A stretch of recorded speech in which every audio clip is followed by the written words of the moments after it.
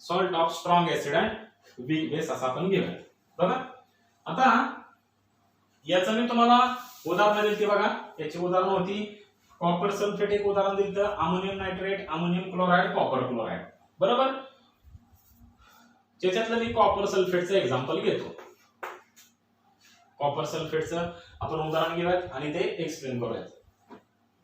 ज्यावेळी copper sulphate आपण पाण्यामध्ये टाकू ऍक्वियस सोल्युशन तयार होईल आणि कॉपर सल्फेट पासून जो सॉल्ट तयार होतो त्याच्यामध्ये copper 2 plus plus sulphate 2 minus SO4 2 minus. अजून एक तुम्हाला copper 2 plus plus sulphate 2 minus असे आयन्स तयार झाल्यानंतर ना हे जे दोन आयन्स आहेत या दोन आयन्सचे आपल्याला वॉटर मॉलिक्यूल बरोबर रिएक्शन करायची. आता एक लक्षात घ्या, पाठीमागे आपण काय केलं की दोन आयन्सची रिएक्शन केली वॉटर मॉलिक्यूल बरोबर, वॉटरच्या आयन्स बरोबर, पॉसिबल प्रोडक्ट्स बघितले, प्रोडक्ट बघितल्यानंतर ते कॅन्सल केले. बरोबर. आणि नंतर सांगितलं की नो हायड्रोलिसिस. आपण एक काम करूया तिथं की इथं अगोदरच बघूयात कोणाची रिएक्शन होईल आणि कोणाची रिएक्शन होणार नाही. बरोबर. तर आणि ज्याची होती त्याचीच रिएक्शन लिहूयात. परत ते लिहायचं कॅन्सल करायचं असं करण्यापेक्षा ज्याची रिएक्शन होती तेवढीच रिएक्शन लिहूयात आपण. समजा इथं कॉपर 2 प्लस आयनची रिएक्शन आपण करायची वॉटर मॉलिक्यूल बरोबर. पण त्याच्यापूर्वी मी तुम्हाला एक सांगतो की सल्फेट 2 मायनस आयनची रिएक्शन इथं लिहायची गरज नाही. कारण सल्फेट 2 मायनस आयनची वॉटर मॉलिक्यूल बरोबर रिएक्शन झाली तर काय होईल बघा. जर झाली तर काय होईल मी तुम्हाला सांगतोय. ऍक्च्युअली होत नाही. सल्फेट 2 मायनसचा हायड्रोलिसिस होत नाही. SO4 2 minus aqueous plus water molecule HOH H plus OH minus असं मी घेतो. समजा याच्यापासून काय पॉसिबल प्रोडक्ट तयार होईल. आता सल्फेट वरती 2 मायनस चार्ज आहे, मायनस चार्ज याचा अर्थ तो एक गोष्ट स्पष्ट आहे की इथे तो पॉझिटिव्ह आयन बरोबर कंबाईन होणार आहे. निगेटिव्ह आयन पॉझिटिव्ह आयन बरोबर कंबाईन होईल. तर पॉझिटिव्ह आयन किती आहेत 1 प्लस आहे, H वर 1 प्लस चार्ज आहे आणि इथं 2 मायनस आहे. बरोबर. 2 मायनस 1 प्लस बरोबर कंबाईन होणार नाही. 2 मायनस बरोबर 2 प्लसच पाहिजे. मग इथं 2 प्लस करायचं का, तर असं करायचं नाही. कधीही कुठल्याही मॉलिक्यूलच्या वरचे किंवा आयन वरचे कधीही चार्ज बदलायचे नाही, त्याचा फॉर्म्युला कधी बदलायचा नाही किंवा याला H2O असं करायचं नाही. काय करायचे त्याचे मोल्स बदलायचे. इकडे तुम्ही 2 ने मल्टिप्लाय करा, काय फरक पडत नाही. इकडे 2 करा, 3 करा, 4 करा, जशी तुम्हाला गरज असेल तसं तुम्ही मल्टिप्लाय करू शकता. बरोबर. बरं 2 टाइम्स H प्लस केलं, आता झाले 2 H plus ions, 2 H plus झाले, 2 OH मायनस झाले. बरोबर. मग या 2 H प्लस बरोबर हा SO4 2 मायनस जर का कंबाईन झाला तर काय होईल 2 हायड्रोजनचे H2 बरोबर आणि SO4 2 मायनस. बरोबर. आता ह्या 2 H प्लस हे 2 पॉझिटिव्ह आणि हे 2 निगेटिव्ह एकमेकांना कॅन्सल झाले, त्याच्यामुळे याच्यावर चार्ज द्यायची गरज नाही. बरोबर. प्लस काय होईल OH मायनस तसाच राहिला, 2 OH minus 2 times OH minus असे तयार झाले. ऍक्वियस लिहायला विसरायचं नाही. H2O लिक्विड लिहा. बरोबर. आता बघा ही रिएक्शन ऍक्च्युअली होत नाही. का होत नाही, तर सल्फेट आयन जर का वॉटरच्या आयन्स बरोबर कंबाईन झाला तर याच्यापासून जो सल्फ्युरिक ऍसिड तयार होतोय तो सल्फ्युरिक ऍसिड कसा आहे लक्षात घ्या, इट इज स्ट्रॉंग ऍसिड. आणि कधीही लक्षात घ्या हायड्रोलिसिस होऊन स्ट्रॉंग ऍसिड किंवा स्ट्रॉंग बेस तयार होत नाही. तयार का होत नाही, जरी तो तयार झाला असं आपण समजूया तरी तो लगेच ब्रेक होणार आहे. म्हणजे त्याच्यापासून परत लगेच 2 times H plus plus SO4 2 minus असे तयार होणार आहेत. म्हणजे सल्फेट आयन कंबाईन झाला H प्लस बरोबर H2SO4 तयार झाला आणि परत H प्लस आणि SO4 2 मायनस त्याने आयन्स तयार केले. म्हणजे याचा काय उपयोग आहे का, म्हणजे तो कंबाईन होतोय आयन बरोबर, 2 आयन कंबाईन होत आहेत आणि परत ब्रेक होत आहेत. याचा अर्थ ते कंबाईनच होत नाहीत. बरोबर. हे लक्षात ठेवा. बरोबर. म्हणजे याचा अर्थ असा sulphate ion does not undergo hydrolysis, he reaction होत नाही. ऍक्च्युअली ही पुस्तकात दिली नाही रिएक्शन, पण तुम्हाला समजलं पाहिजे की याचं कसं हायड्रोलिसिस होत नाही म्हणून मी हे तुम्हाला सांगितलं. ही रिएक्शन काय लक्षात ठेवायची गरज नाही, फक्त समजण्यासाठी. बरोबर.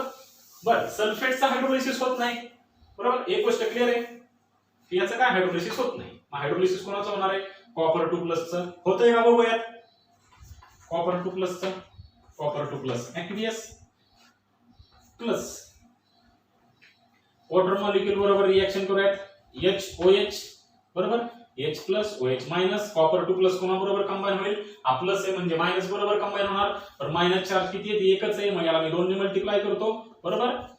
और 2 ने मल्टिप्लाय केल्यामुळे कॉपर आला. बघा प्रोडक्ट तयार होताना त्याच्यावरती चार्ज लिहायचा नाही, हा लिक्विड आहे की नाही. हा कॉपर OH किती आहे 2 आहेत म्हणून कंस टाकून मी ब्रॅकेट मध्ये OH 2 टाइम्स असं लिहितो बरोबर. प्लस मला सांगा हे 2 OH आयन्स आहेत, हे जे 2 आयन्स बघा हे 2 टाइम्स मल्टिप्लाइड केले म्हणजे 2 H प्लस आहेत आणि 2 OH मायनस आहेत. हे 2 OH मायनस कॉपर 2 प्लस बरोबर कंबाईन झाले CuOH ट्वाइस हा तुमचा तयार झाला बरोबर. आणि हा CuOH ट्वाइस हा प्रेसिपिटेटच्या फॉर्म मध्ये तयार होतो because this compound is insoluble. Water मध्ये इनसोल्युबल असं आपण म्हणू शकत नाही, पार्टली इनसोल्युबल म्हणजे थोड्या प्रमाणामध्ये तो सोल्युबल नसतो बरोबर, म्हणून तिथं मी प्रेसिपिटेट म्हटलेलं आहे. बघा आता प्रेसिपिटेट पण पूर्ण नाही, थोडासा प्रेसिपिटेट. बरं राहिलं काय मग 2 times H plus 2 times H plus असं राहिलं. आता बघा ऍक्वियस 2 टाइम्स H प्लस ऍक्वियस, आपण ऍक्वियस असं तयार झालं. आता पुढे बघा मग जसं मी तुम्हाला सांगितलं की H प्लस आयन हा कधीही एकटा नसतो, तो वॉटर मॉलिक्यूल बरोबर कंबाईन होतो. एक H प्लस एका वॉटर मॉलिक्यूल बरोबर कंबाईन होतो, 2 H प्लस 2 वॉटर मॉलिक्यूल बरोबर कंबाईन होतील आणि 2 H3O प्लस तयार करतील. मग 2 times H plus plus 2 times H2O it forms 2 times H3O plus. बघा H plus plus H2O it forms H3O plus बरोबर. H2O ला H प्लस मिळाला, H3O झाला, हा पॉझिटिव्ह चार्ज आहे असं त्याच्यावरती येणार आहे. मग 2 times H plus plus 2 times H2O gives 2 times H3O plus. अगदी मी तसंच लिहिलं 2 टाइम्स H3O प्लस ऍक्वियस तयार झाला. आता बघा याच्यामध्ये बर उजव्या बाजूला मी 1 H2 ऍड केला, मग डाव्या बाजूला सुद्धा सॉरी उजव्या बाजूला मी 2 H2 ऍड केले, डाव्या बाजूला सुद्धा मी 2 H2 ऍड करतो 2 H2. बरं हे 2 H2O आणि हे 2 H2O टोटल किती झाले 4 टाइम्स H2O किंवा 4 times H plus OH minus असं तुम्ही लिहिलं तरी चालेल, पण शक्यतो 4 टाइम्स H2O च लिहा, परीक्षेमध्ये लिहिताना 4 टाइम्स H2O लिहा. आता बघा इथं काय झालं बघा H3O प्लस चे आयन्स इथं तयार होत आहेत बरोबर. H3O प्लस आयन जर तयार झाले तर त्याचं कॉन्सन्ट्रेशन वाढणार बरोबर. OH मायनस आयन्स कुठे तयार होत आहेत का, कुठेच होत नाहीत बरोबर. त्याच्यामुळं OH मायनसचं कॉन्सन्ट्रेशन तेवढंच राहणार आहे, पण H3O प्लसचं कॉन्सन्ट्रेशन हायड्रोनियम आयनचं कॉन्सन्ट्रेशन मात्र वाढणार आहे. So concentration of H3O plus becomes greater than concentration of OH minus. H3O प्लसचं कॉन्सन्ट्रेशन OH मायनस पेक्षा वाढणार आहे कारण H3O प्लस तयार होत आहेत. H3O प्लस चे मॉलिक्यूल जसे तयार होत जाईल तसं त्याचं कॉन्सन्ट्रेशन वाढत जाईल. त्यांचं कॉन्सन्ट्रेशन वाढलं की H3O प्लसचं कॉन्सन्ट्रेशन OH मायनसच्या कॉन्सन्ट्रेशन पेक्षा जास्त होईल आणि असं झालं तर सोल्युशन काय होईल लक्षात घ्या. सोल्युशन कसं होईल, सोल्युशन इज ऍसिडिक बरोबर. सोल्युशन काय होईल ऍसिडिक होईल. लक्षात आलं का. बघा म्हणजे याचा अर्थ असा the solution of salt of strong acid and weak base is acidic. Strong acid आणि वीक बेस या दोघांचं सोल्युशन कसं असतं ऍसिडिक असतं, हे लक्षात घ्या. तुम्हाला जरी प्रश्न परीक्षेमध्ये विचारला की स्ट्रॉंग ऍसिड आणि वीक बेसचं सोल्युशन ऍसिडिक असतं, बेसिक असतं किंवा न्यूट्रल असतं असे काही 4 ऑप्शन दिले तर तुम्हाला माहित असलं पाहिजे. बरं स्ट्रॉंग ऍसिड आणि वीक बेसची मी तुम्हाला 4-5 एक्झाम्पल दिलेली बरोबर. ते 5 एक्झाम्पल पैकी कुठलाही स्वाती पाठच करून ठेवा किंवा पाठ सुद्धा करायची गरज नाही. मी तुम्हाला सुरुवातीला टॅक्स सांगितलेली की सॉल्ट कसा ओळखायचा बरोबर. बघा आता हा तुमचा hydrostatic equilibrium hydrolytic equilibrium. This is the equation for hydrolytic equilibrium. याला हायड्रोलायटिक इक्विलिब्रियम म्हणतो आपण. तुम्हाला हे जर हायड्रोलायटिक इक्विलिब्रियमचं इक्वेशन विचारलं तरी सुद्धा सांगता आलं पाहिजे.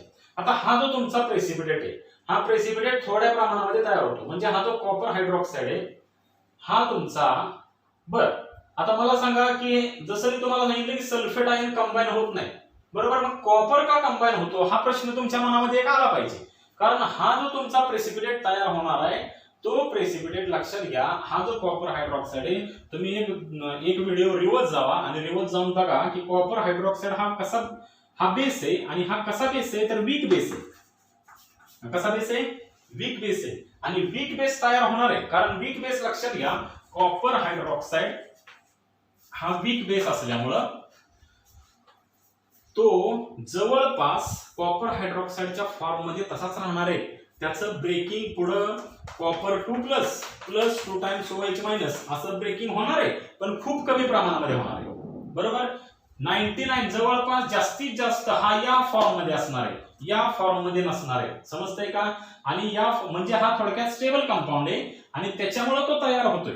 बरोबर की नाही? हा काय पुढे ब्रेक होत नाही. सल्फ्युरिक ऍसिड जसा ब्रेक होत होता, सल्फेट आयनची H+ बरोबर रिएक्शन झाली, सल्फ्युरिक ऍसिड तयार झाला, तो स्ट्रॉंग ऍसिड होता, तो कम्प्लिटली ब्रेक झाला. बरोबर. म्हणूनच आपण म्हटलं की सल्फेटचं हायड्रोलिसिस झालं नाही.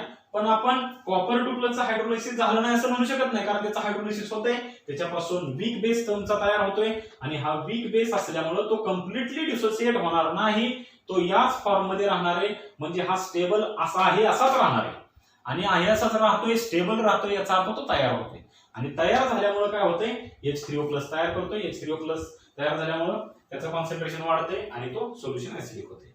आता बघा, कॉपर सल्फेटचं जर का सोल्युशन आपण पाण्यात टाकलं, म्हणजे कॉपर सल्फेटचं सोल्युशन तयार केलं, तयार केल्यानंतर ना ब्लू कलरचं सोल्युशन तयार होतं आणि हे जे ब्लू कलरचं सोल्युशन तयार होतं, हे सोल्युशन कसं असतं, टर्बिड सोल्युशन असतं. टर्बिड बघा, टर्बिड सोल्युशन असतं. हे कशामुळे असतं, तर ह्या प्रेसिपिटेटमुळे. तर टर्बिड म्हणजे थोडक्यात आपण गढूळ असं म्हणू, जे ट्रान्सपरंट नसतं, अलीकडून पलीकडचं दिसत नाही. जसं टर्बिड म्हणजे तुम्हाला सिंपल सांगतो की जसं कापसाचे समजा तुकडे आपण पाण्यात टाकले तर ते जे सोल्युशन तयार होतं आपण टर्बिड सोल्युशन असं. बरोबर नाही? बघा, त्या टाईपचं सोल्युशन. बरोबर. आता आपल्याला हे टर्बिड सोल्युशन काय करायचंय, क्लिअर करायचंय. क्लिअर कट ब्लू वॉटर, जसं समुद्राचं पाणी आपल्याला लांबून दिसतं का नाही, अगदी त्या पद्धतीचं सोल्युशन आपल्याला दिसतं बघा. बरोबर. म्हणजे या टर्बिड सोल्युशनला आपल्याला क्लिअर सोल्युशन तयार करायचंय, क्लिअर ब्ल्यू कलरचं सोल्युशन तयार करायचंय. मग आपल्याला काय करावं लागेल बघा, तर हा जो कॉपर जो आहे, ह्या कॉपरला आपल्याला डिसोसिएट करावं लागेल. हा जो प्रेसिपिटेट आहे त्या प्रेसिपिटेटला डिझॉल्व्ह करावं लागेल. टर्बिड कोणामुळे दिसतंय, या प्रेसिपिटेटमुळे. या प्रेसिपिटेटला जर आपण डिझॉल्व्ह केला तर सोल्युशन तुमचं क्लिअर होणार आहे. बरोबर. याला विरघळ लावला आपण तर सोल्युशन मध्ये टर्बिडिटी राहणार नाही, सोल्युशन एकदम ट्रान्सपरंट होणार आहे. बरोबर. बरं, याला डिझॉल्व्ह कसा करायचा? बरोबर. याला डिझॉल्व्ह कसा करायचा, तर याला एकच मार्ग आहे आपल्याकडे की त्याला आपल्याला आयन्स मध्ये ब्रेक करावं लागेल. म्हणजे कॉपर पासून कॉपर 2+ तयार करावं लागेल. कॉपर 2+ आणि परत H2O वगैरे हे असं लिक्विड तयार करावं लागेल. बर, आता CuOH ट्वाइस मधून पासून आपल्याला Cu2+ तयार करायचा. म्हणजे रिएक्शन तुम्हाला रिव्हर्स आणायची. तुमचा जो इक्विलिब्रियम आहे, हा बघा, ही रिएक्शन रिव्हर्सिबल आहे, लक्षात घ्या. हा जो तुमचा इक्विलिब्रियम आहे ते रिव्हर्सिबल आहे. करेक्शन करा, रिएक्शन रिव्हर्सिबल घ्या. बरोबर. याला तुम्हाला रिव्हर्स आणायचा आहे. बरं, रिव्हर्स आणण्यासाठी तुम्हाला काय करावं लागेल, तर आपण 11वी मध्ये ली कॅटलियर्स प्रिन्सिपल शिकलोय. तो प्रिन्सिपल काय सांगतो बघा, जर का आपण राईट हँड साइडचं कॉन्सन्ट्रेशन वाढवलं, उजव्या बाजूचं कॉन्सन्ट्रेशन वाढवलं तर reaction right to left shift होते. पण उजव्या बाजूचं कोणाचं कॉन्सन्ट्रेशन वाढवायचं आपल्याला, आपण H3O+ चं कॉन्सन्ट्रेशन वाढवूया, कारण हे आपल्याला जास्त सोपं जाईल. H3O+ चं कॉन्सन्ट्रेशन कसं वाढवायचं, तर आपण सल्फ्युरिक ऍसिड टाकायचा. कॉपर सल्फेटच्या सोल्युशन मध्ये सल्फ्युरिक ऍसिड टाकायचं. सल्फ्युरिक ऍसिड टाकल्यानंतर ना काय तयार होईल, H3O+ तयार होईल. H3O+ कसा तयार होईल, याचं डिसोसिएशन होईल 2 टाइम्स H+ प्लस SO4 2-. बरोबर. आणि 2 टाइम्स H+ परत 2 टाइम्स H2O बरोबर कंबाईन होतील आणि या दोघांच्या रिएक्शन मधून काय तयार होईल, 2 टाइम्स H3O+ आणि 2 टाइम्स, म्हणजे सल्फ्युरिक ऍसिड सोल्युशन मध्ये टाकल्यानंतर त्याच्यापासून काय तयार होईल, 2 टाइम्स H3O+ आणि H3O+ तयार झाल्यामुळं H3O+ चं कॉन्सन्ट्रेशन वाढेल आणि ज्या बाजूचं कॉन्सन्ट्रेशन वाढतं त्याच्या विरुद्ध दिशेने रिएक्शन होते, असं कोण सांगतं, ली कॅटलियर्स प्रिन्सिपल सांगतो. 11वी मध्ये केमिकल इक्विलिब्रियम नावाच्या चॅप्टर मध्ये आपण शिकलेलो आहे. बरोबर. जरी आठवत नसेल तर पुस्तकात जाऊन बघा, बघायची तशी काही गरज नाही, मी आता सांगितलेलंच आहे की नाही. रिएक्शन तुमची रिव्हर्स होते आणि रिव्हर्स झाल्यामुळे कॉपर 2+ तयार होतो. म्हणजे हा प्रेसिपिटेट विरघळला कॉपर 2+ च्या आयन मध्ये, याचं डिसोसिएशन झालं, ब्रेकिंग झालं कॉपर 2+ आयन मध्ये आणि हा डिझॉल्व्ह झाला आणि तुम्हाला क्लिअर सोल्युशन मिळालं. So how to obtain clear solution of copper sulphate, असा जर तुम्हाला प्रश्न विचारला, कॉपर सल्फेटचं क्लिअर सोल्युशन कसं काय मिळवायचं, कारण कॉपर सल्फेट पाण्यात टाकल्यावर तर ते प्रेसिपिटेट तयार करते, टर्बिड सोल्युशन येते. मग ह्या टर्बिड सोल्युशन कशामुळे ह्या प्रेसिपिटेटमुळे त्याला कसा डिझॉल्व्ह करायचा, सल्फ्युरिक ऍसिड टाकायचा, सल्फ्युरिक ऍसिड टाकल्यावर तो H3O+ तयार करेल, H3O+ तयार झाला तर रिएक्शन लेफ्टला शिफ्ट होईल, इक्विलिब्रियम तुमचा डाव्या बाजूला जाईल, डाव्या बाजूला झाला तर प्रेसिपिटेट याच्यामध्ये डिझॉल्व्ह होईल, सिंपल आहे बरोबर. ठीक आहे, आता आपण पुढचा पॉइंट बघूयात, तो म्हणजे salt of weak acid and strong base. बघा